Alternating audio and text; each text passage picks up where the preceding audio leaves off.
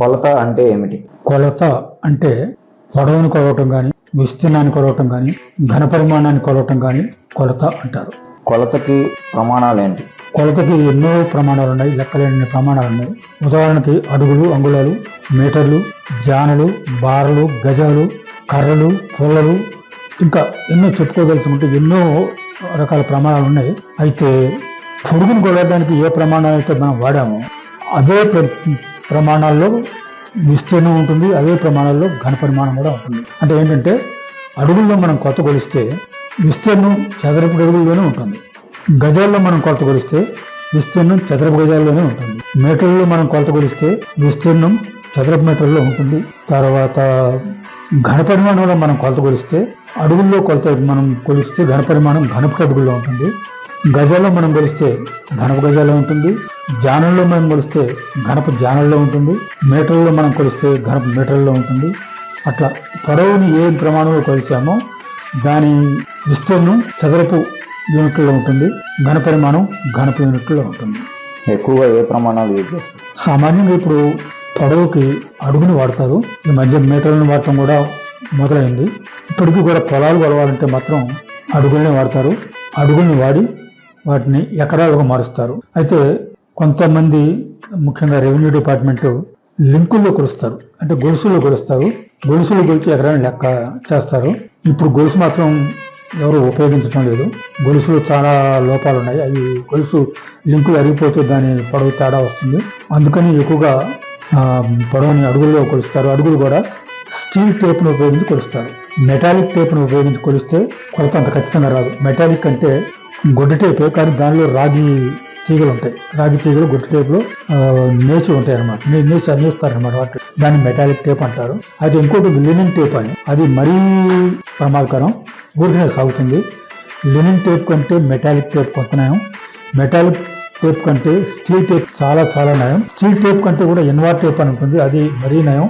కానీ మన పొలం కొలతలకి మనం మామూలుగా వాడే కొలతల్లో మాత్రం ఎన్వార్ టేప్ని ఎవరు వాడరు. అసలు నేను ఇంతవరకు చూడలేదు కూడా ఎన్వార్ టేప్ని. ఇవరకు పుస్తకాలు చదువుకోవడం తప్పితే ఎన్వార్ టేప్ని నా కళ్ళతో నేను ఎప్పుడు చూడలేదు. మన కొలతలకి మన అవసరాలకి స్టీల్ టేప్ని వాడటం చాలా వరకు ముఖ్యం. మెటాలిక్ టేప్ వాడటం కూడా మన కొలతలకి పనికిరాదు. లినెన్ టేప్ అంతకంటే పనికిరాదు. ఏ ప్రమాణాలు సులువుగా ఉంటాయి లెక్కలు చేయడానికి? లెక్కలు చేయడానికి దశాంశ పద్ధతి చాలా సులువుగా ఉంటుంది. ఇప్పుడు ఎకరాలు ఉన్నాయి. ఎకరాలని మనం ఎవరు చేశారో, మరి మన తెల్లవాళ్ళు ఇండియాకి వచ్చిన తర్వాత చేశారో లేకపోతే ఇంగ్లాండ్లో కూడా నడుస్తుందో, కానీ ఎకరాలని సెంట్లుగా భావించారు. అంటే 100 సెంట్లు ఒక ఎకరం. అట్లా 100 సెంట్లు ఒక ఎకరం ఉన్నప్పుడు మనకు లెక్కలు చేయడం చాలా తేలిగ్గా ఉంటుంది. కానీ బ్రిటన్లో కూడా పూర్వం ఎకరాలు, రూట్స్, పోల్స్ అని ఉండేవి. అవి దశాంశ పద్ధతులు కావు.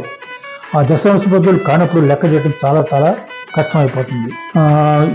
కొలతకు సంబంధించిన ఒక విషయం ఇక్కడ చెప్పుకోవాలి. పూర్వం రూపాయలు, అణాలు, కాన్లు అని ఉండేవి. రూపాయలు, అణాలు, కాన్లు ఎచ్చవేయటం కానీ భావించడం కానీ చాలా చాలా కష్టంగా ఉండేది. అందుకని భారత ప్రభుత్వం నయా పైసల సిస్టమ్ తెచ్చింది. మొట్టమొదటి తెచ్చినప్పుడు నయా పైసలు అయిన వాళ్ళు ఇప్పుడు నయా పైసలు అంటలేదు, పైసలు అని అంటున్నారు. రూపాయికి 100 పైసలు, రూపాయికి 16 అణాలు, అణాకి 4 కాన్లు, అట్లా దశాంశ పద్ధతులు కాకుండా 16, 4 అనే అంకెలు వస్తే దాంతో లెక్కలు చేయడం చాలా కష్టం. రూపాయికి 100 పైసలు ఉన్నప్పుడు అది దశాంశ పద్ధతి అనమాట. పాయింట్లు మార్చుకోవడం తప్పితే అచ్చవేసేటప్పుడు దానికి వేరే వేరే కన్వర్షన్స్ మార్పులు చేయాల్సిన పని లేదు. వేరే జంతువు కూడా ఏమీ అక్కర్లేదు. ఇప్పటికి కూడా ఇంకొక విషయం కూడా చదువులకు సంబంధించిన విషయం చెప్తున్నాను. ఇప్పటికీ బస్తాలు, మానికలు, సోలలు, గిద్దెలు అని వాడేవాళ్ళు కూడా ఉన్నారు. దాంతో లెక్క చేయడం చాలా కష్టం. కానీ అదే క్వింటల్స్లో ఉంటే చాలా క్వింటల్, 100 కిలోలు 1 క్వింటల్, అట్లా 100లతో 10లతో వచ్చే గుణకారాలు చేసే పద్ధతిని దశాంశ పద్ధతి అంటారు. దానిలో లెక్కలు చేయడం తేలిక కాబట్టి ఈ బస్తాలు, మానికలు, సోలలు, గిద్దెలు ఇటువంటివన్నీ కూడా దాదాపు కనుమరుగైపోతున్నాయి. పల్లెటూళ్ళలో ఏదో కొద్దిగా ఇప్పటికీ మిగిలి ఉంది. అది మాత్రం దశాంశ పద్ధతి కాదు. తర్వాత కిలోలు కూడా ఇప్పుడు కిలోలు వచ్చేసింది కదా. లీటర్లు, ఇదివరకేమో మానికలు, సోలలు, గిద్దెలు అని ఉంటే ఇప్పుడు లీటర్లో వచ్చిన తర్వాత లెక్క చేయడం చాలా తేలికైంది. తర్వాత ఇంకోటి ఏంటంటే ఇప్పటికీ కూడా దశాంశ పద్ధతిలో రానిది ఒకటి పద్ధతి ఉంది. అదేంటంటే సంవత్సరము, నెల, రోజులు. సంవత్సరానికి 100 రోజులు అని మనం చెప్పలేం. అట్లా దశాంశ పద్ధతిలో మనం మార్చడానికి మన చేతిలో లేదు అది. ఎందుకంటే సంవత్సరం అనేది సూర్యుడి చేతిలో, చంద్రుడి చేతిలో ఉన్నాయి సంవత్సరం కానీ నెలలు కానీ.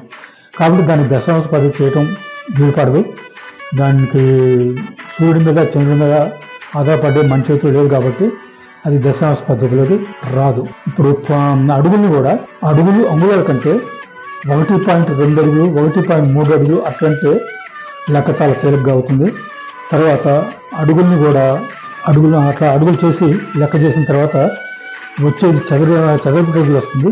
ఆ చదరపు అడుగుల్ని 43,561 భాగిస్తే ఎకరాలు అవుతుంది. ఈ ఎకరం అనేది ఇప్పుడు వ్యవసాయానికి ఒక ప్రమాణం. చదరపు అడుగు ఎలాగా ప్రమాణం, ఇప్పుడు పొలాల కొలత వరకు మాత్రం ఎకరం ప్రమాణం, ఎకరానికి 100 సెంట్లు అని ఉంటుంది. ఇప్పుడు కొత్తగా వచ్చేది ఏంటంటే హెక్టేర్. ఇప్పుడు ఎకరాల్లో కూడా చదరపు మైళ్ళు అనే విస్తీర్ణం కూడా ఉంది. ఆ చదరపు మైళ్ళు అనే విస్తీర్ణాన్ని మనం పొలం కొలతకు వాడం. ఆ చదరపు మైళ్ళు అనేది ఏదన్నా ఒక పెద్ద సిటీని కానీ ఏదన్నా పెద్ద ప్రదేశాన్ని కానీ వాడేటప్పుడు చదరపు మైలు అంటాం, కానీ మనం ఎకరాల్లోనే ఎక్కువగా విస్తీర్ణాన్ని వాడతాం. అట్లాగే చదరపు కిలోమీటర్ని మనం పెద్ద ప్రదేశాలకు వాడతామే తప్పితే సామాన్యంగా ఇప్పుడు హెక్టేర్లు అని వాడతాం. హెక్టేర్లు ఇంకా పూర్తిగా వాడుకలోకి రాలేదు. హెక్టేర్లు వాడుకలోకి వస్తే లెక్కలు ఇంకా తేలికవుతాయి. అయితే అదృష్టవశాత్తు ఎకరాలని సెంట్లో భాగించారు కాబట్టి అడుగులకు కూడా చాలా వరకు తేలికైంది. ఇంకా హెక్టర్లో మరిస్తే ఇంకా తేలికవుతుంది. కొలతకి ఏ సాధనాలు వాడచ్చు అంటారు? కొలతకి టేప్ వాడతారు, గొలుసు వాడతారు. తర్వాత టేపు గొలుసు తీయలేటటువంటివి వాడతారు, కానీ ఒక కొలత మాత్రం ఎలాగో టేప్ తప్పనిసరిగా ఉండాలి. టేపు గొలుసు వాడతారు. టేప్ను మాత్రం ఇప్పుడు వాడటం లేదు, అది పెద్ద ఖచ్చితమైనది కాదు. అయితే టేప్ గొలుసు ఖచ్చితమైనది కాదు, టేప్ ఖచ్చితమే. కానీ టేప్లో ఉన్న ఒక నష్టం ఏంటంటే ఎవరైనా తొక్కితే తేలిగ్గా విరిగిపోతుంది. విరిగిపోయినప్పుడు మనం దాన్ని బాగు చేయటం అక్కడికక్కడ పొలంలో కష్టం. దాన్ని సోల్డరింగ్ చేసి అది చేసి బాగు చేయొచ్చు, కానీ పొలంలో సోల్డరింగ్ అదంతా ఉండదు. అదే గొలుసు కనుక కొద్దిగా లింక్ విడిపోయినా కూడా మనం మళ్ళీ కలిపి మళ్ళీ ఆ లింక్ని గట్టిగా కొడితే మళ్ళీ అప్పుడు కూడా పని సాధించవచ్చు. గొలుసు అంతగా తొందరగా చెడదు, ఎక్కువ రోజులు మన్నుతుంది. టేపు ఎక్కువ రోజులు మన్నదు. ఎవరైనా తొక్కినా కూడా తేలిగ్గా పాడవుతుంది. ఎంత పాడైనా ఏదైనా వాటి పొలాల రేట్లను చూసుకుంటే స్టీల్ టేప్ను వాడటం చాలా చాలా ముఖ్యం. స్మార్ట్ ఫోన్ కొలత మంచిదేనా? స్మార్ట్ ఫోన్తో చాలా మంది కొలతలు కొలుస్తున్నారు. నేను ఇంతవరకు కొలలేదు. కొలత కూడా చాలా తేలికేనని జనం అంటారు. యాప్ కూడా దాంట్లో ఏదైనా ఇన్స్టాల్ చేసుకుంటే కొలత మంచిదే అంటున్నారు. కానీ స్మార్ట్ ఫోన్ కొలత ఖచ్చితం కాదని చాలామంది అన్నారు. అది ఏదో సుమారుగా కొలుసుకోవడానికి తప్పితే అమ్మేటప్పుడు కానీ కొనేటప్పుడు కానీ స్మార్ట్ ఫోన్ కొలత అంత మంచిదేం కాదు.